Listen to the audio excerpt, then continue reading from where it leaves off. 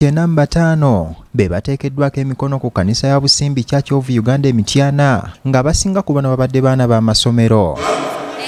Omulabirizi w'obulabizi w'Emityana Bishop James Bukomeko Salongo wano wasinzidde neyeekokkola abantu abasusse obutaagala kukola wabula ne balowooleza mu kuweebwa kw'abazungu ekiviiriddeko abantu n'eggwanga okudda emabega. Ebirooto byaffe tujje mu kuweebwa abakozi abalala abazungu kubanga embeera eri bazungu kakati mubi nnyo. Bishop Bukomeko alaze obweraliikirivu olw'abantu abaagala okugaggawala nga bayita mu bukumpanyi okukikomya kubanga obugagga buno tebulina mukisa gwe buleeta mu bulamu bwabwe.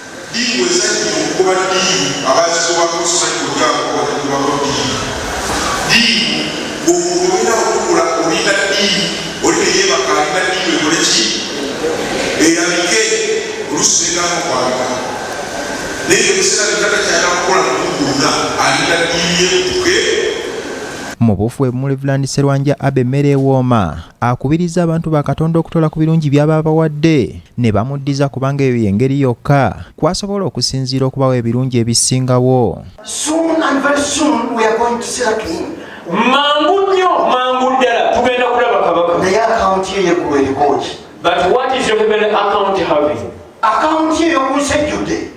Your account is full. Naye tunula ku akaunti ey'oggulu ewera etya. Okwogera bino abadde ku mukolo gw'okusonda ensimbi ez'okuzimba ekkanisa ya St. Stephen's Busawula Church of Uganda oguyindidde Lweza nga gwetabiddwako bannaddiini ab'enjawulo bannabyabufuzi ssaako n'abantu ba bulijjo. Abali wano Kuba family waddeyo emitwalo 5. Ensimbi ezisoba mu bukadde 45 ze zisondeddwa okuyambako okuzimba ekkanisa eno. Mukyala w'omugenzi omuyimbi eri Wamala nga ye Rebecca Wamala asiimye abantu abavuddeyo okudduukirira omulimu gw'okuzimba kkanisa eno era n'asaba n'abalala okubalabirako. Nti obusumba si bungi obukola bwe butyo.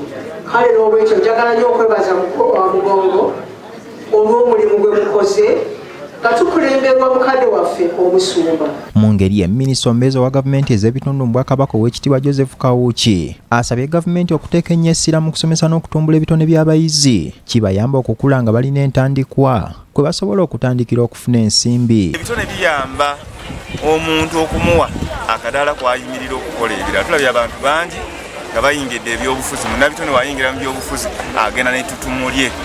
Ebitone nsibuke esobola okuvaamu ensimbi eri omuntu n'eri eggwanga kubanga munnansi bw'afuna ensimbi ate amaliriza azigabanyizaako n'abalala. Minisita okwogera bino asinzidde kusimulira mu Musa High School Emityana ku mukolo abayizi kwe bategeesa ogw'okwolesa ebitono gwa house competitions.